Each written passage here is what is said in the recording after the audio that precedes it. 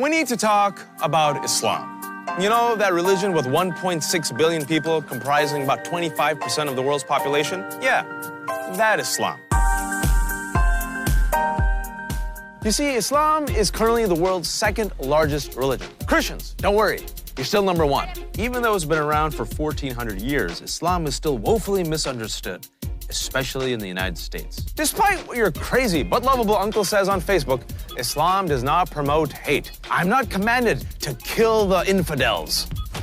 Quran.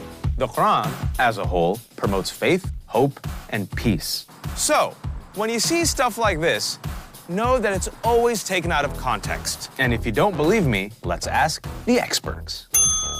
If I were to open up a book like Harry Potter and just chose one line where it's the excruciatus spell, where it's like, cause the most pain you possibly can, and say, this is what Harry Potter is teaching. That's sort of how people look at the Quran. Sharia. Politicians seem to be obsessed with this Arabic word. What is this thing that we call Sharia? Sharia. Sharia. And Sharia. Sharia. Sharia. 51%, highly respected number of polling groups, want to be governed according to Sharia. You know what Sharia is? A lot of people don't actually know what Sharia is. Sharia is often translated as law. It doesn't really mean that. It means a path or a guidance. How do you give charity? How do you get married? How do you pray? It's guidelines on how to live your life. Oh, and an FYI, trolls, there are currently 0 bills in Congress trying to institute Sharia. That's a conspiracy theory, and a pretty dumb one.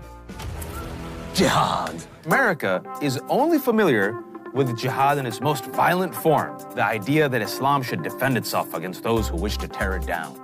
It's an Arabic word that means exerted effort or struggle to better oneself. So Muslims can do a jihad to get more sleep, to go out on more dates, to get their lazy butt off the ground and hit the gym, all legitimate forms of jihad. Hijab. There's a strange, sick obsession with Muslim women who cover their hair. The internet is filled with images and commentary about Muslim women fashion and appearances written by people who frankly don't understand it or are afraid of it. In the Quran, there are about two verses amongst 6,000 verses that address how we should conduct ourselves when we talk about modesty. Hijab is actually not a word that's used in the Quran. I choose to dress this way. For me, it really is an outside expression of an inward experience. People tend to think Muslim women are limited, and honestly, some are. However, reality check. There have been way more female heads of state in Muslim countries than in the United States.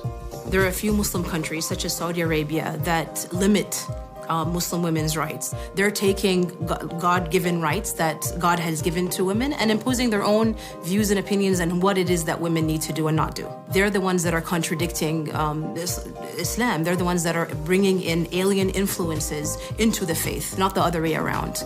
Arab. Arab. Do not assume an Arab equals a Muslim or a Muslim equals an Arab. Let me break it down. Muslim is a term that refers to a person who follows the religion of Islam.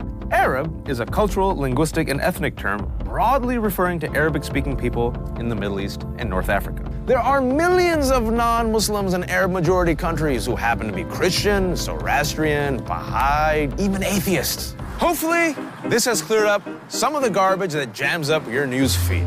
And remember, Islam, like any other religion, is complex and requires more than one video to understand it. So, keep reading. Talk to actual Muslims, visit a mosque, and remember, an entire religion can never be summed up in just one meme.